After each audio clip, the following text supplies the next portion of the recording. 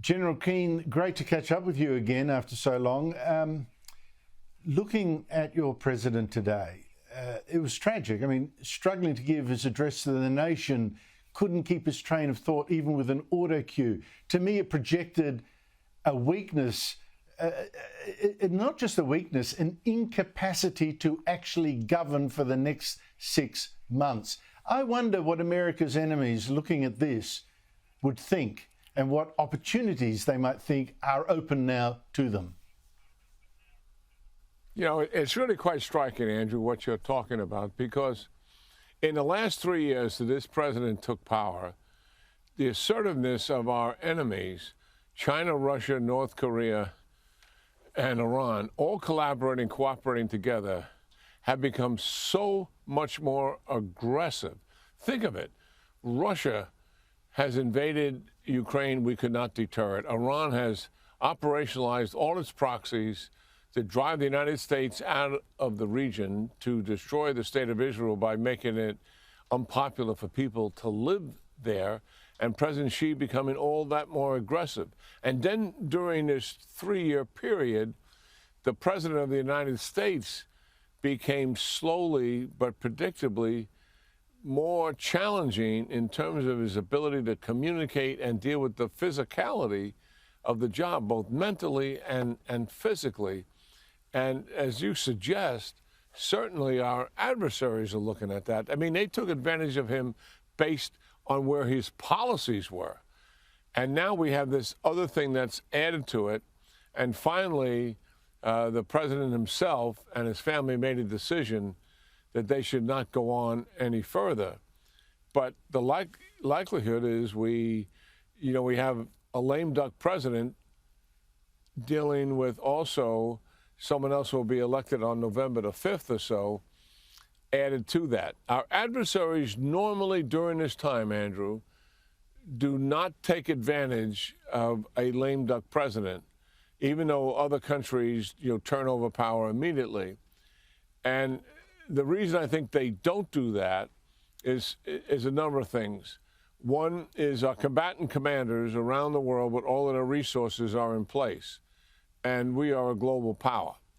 Our diplomatic posts all over the world with a flag representing the United States are there.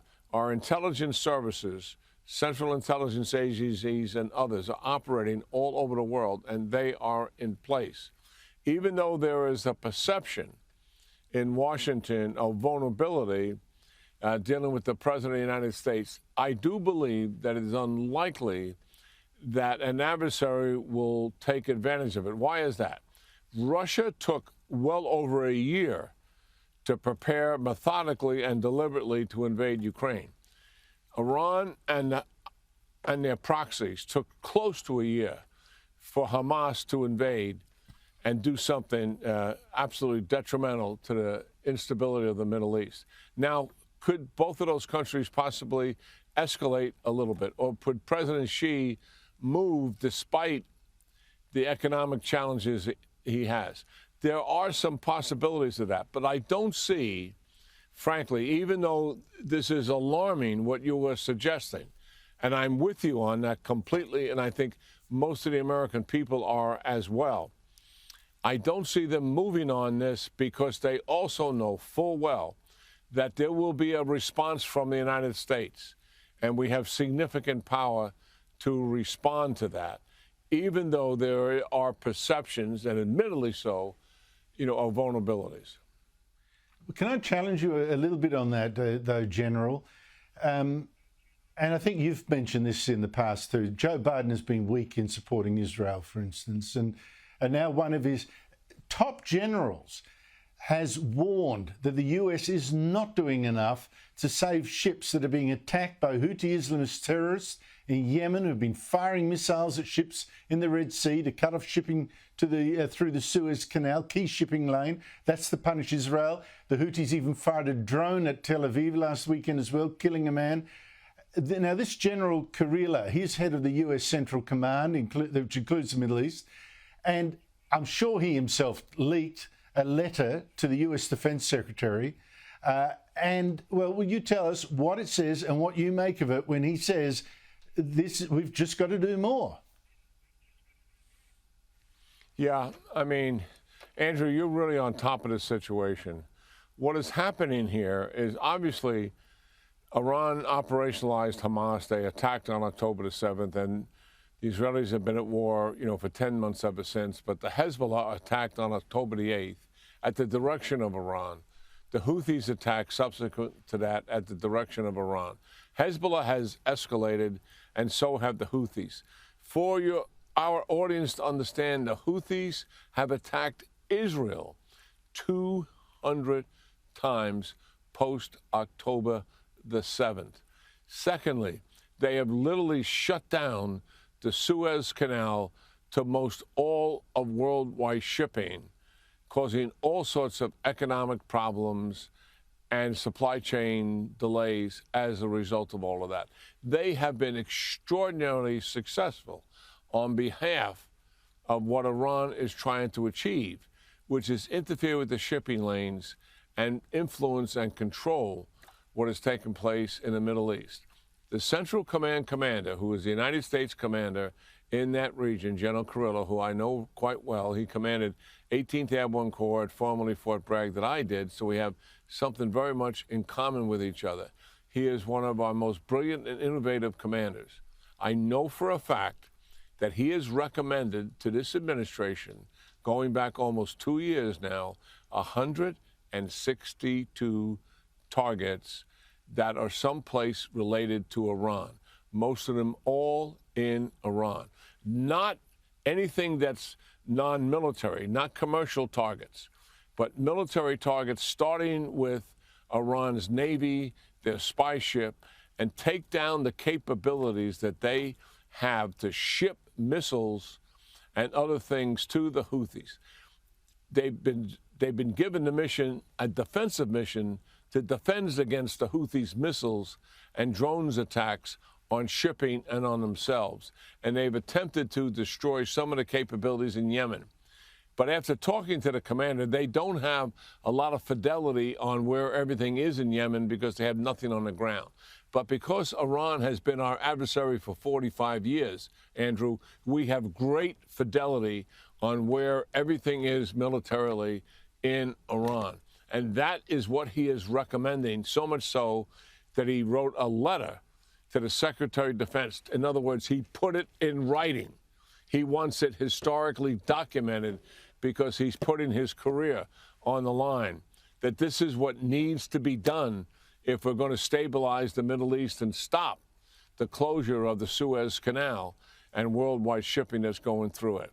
And what is happening so far? The answer is no answer. And that is where we stand. Well, that's the frustration, isn't it, General? That I reckon that is the frustration that's led to this letter being leaked. Now, General, you've been doing a review of defence policies. You've been a very, very senior commander yourself. You're very well integrated into the whole Washington defence establishment, etc. What are you hearing? Is there a concern among top leaders that their commander-in-chief, Joe Biden, well, he just doesn't have it anymore, that you are in a moment of vulnerability, you are not projecting strength, you are being too weak, your adversaries, like Iran, are running over the top of you? Well, I've been participating in a congressional commission appointed by Democrats and Republicans, 8 of us, for 18 months. And we are delivering a final report. We presented some preliminary findings last week at the Aspen Security Forum. And we said this. We said the United States has not been involved in global security challenges on the scale that we're facing, as serious and dangerous as they are, since World War II. We are facing the possibility of war, not just in one region, but multiple regions at the same time. And that is why the comparison to World War II. We already have war in 2 regions where we're supporting allies and partners. But we foresee, particularly in the Middle East, is the most vulnerable. Iran is aggressive and they're on the move, and they think the United States is back on its heels. They're escalating with Hezbollah, they're escalating with the Houthis, and they're close to having a nuclear weapon.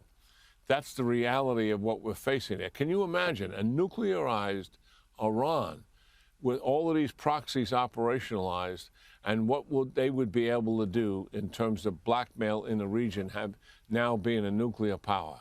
Would that put the United States back on its heels and surrender the Middle East de facto? That's what we're up against here. This is a very dangerous and serious situation. And President Xi is sitting back there, despite his challenges with his economy, looking at what is happening here. And he sees the vulnerabilities of the United States. He sees the opportunities. Would that present him with a window now of taking some kind of action because the United States is vulnerable? Certainly that is a possibility, yes. We're in a window of vulnerability, but we have been in this window, Andrew, that I'm postulating for 3 years now, close to 4. And it's very serious and it's very dangerous. Except I've never seen the US led by, well, not for 100 years, a president who's so clearly physically and mentally not on the job. I mean, it's just, it's scary, General. Just finally, the Middle Eastern conflict. It's spreading from Washington to Paris to Melbourne. You saw the crowds of the US, outside US Congress. There's a real security threat being unleashed. The heart of the war is in Gaza, of course. Benjamin Netanyahu, the Israeli Prime Minister, has addressed the US Congress. A lot of Democrats stayed away. The president hasn't met him yet. The vice president stayed away from the address. Really polarizing. But what do you make of what is going on there? The address by Netanyahu to Congress and the lack of support from many on the Democrat side for him, with, of course, now Kamala Harris taking over Joe Biden as the candidate. She's been more anti-Israel than Joe Biden. Yeah, well, I'll tell you what, I've not seen a speech like that since Winston Churchill. I invite all of the viewers, regardless of what you think of Prime Minister Netanyahu. I mean, his speech was absolutely magnificent. He laid out with certain clarity the existential threat he is facing. And he did something, he reminded me, because the criticism, he says, they accuse him for being colonialist because of the Palestinians. And he says, what are you talking about?